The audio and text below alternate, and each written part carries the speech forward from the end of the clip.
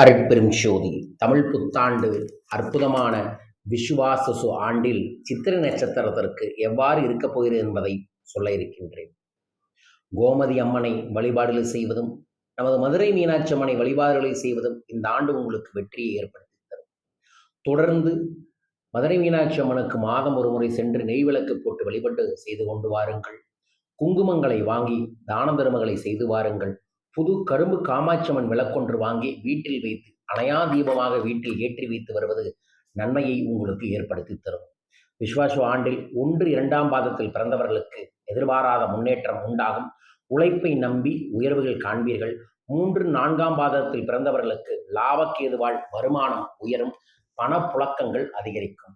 March 6, 2026 வரை சித்திரை 1, 2ஆம் பாதங்களில் பிறந்தவர்களுக்கு முன்னேற்றம் தருவார். தொழில் நெருக்கடிகள் நீக்குவார்.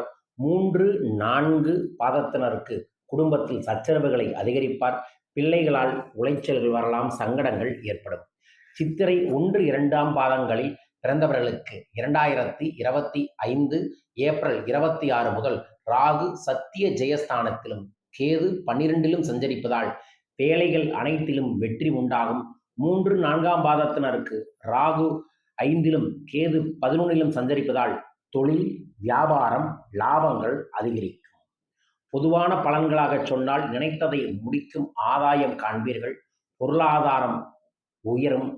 சொத்து, திருமணம், குழந்தை பாக்கியம், தொழில் அத்தனையுமே போராடி இந்த ஆண்டு கண்டிப்பாக பெறுவீர்கள். புதிய தொழில் முயற்சிகள் உங்களுக்கு வெற்றியாகும். நீர், விவசாயம், ரியல் எஸ்டேட், பில்டர்ஸ், உணவகம், மருந்தகம் போன்ற தொழிலில் இருப்பவர்களுக்கு முன்னேற்றம் நிச்சயம் உண்டு. குருவார்வை முன்னேற்றம் தரும். கல்வி கேள்விகளில் படித்துக் கொண்டிருப்பவர்களுக்கு பெரும் முன்னேற்றங்கள் கிடைக்கும். குடும்பத்தில் நெருக்கடிகள் நீங்கும். தம்பதிகளுக்கு ஒற்றுமை அதிகரிக்கும்.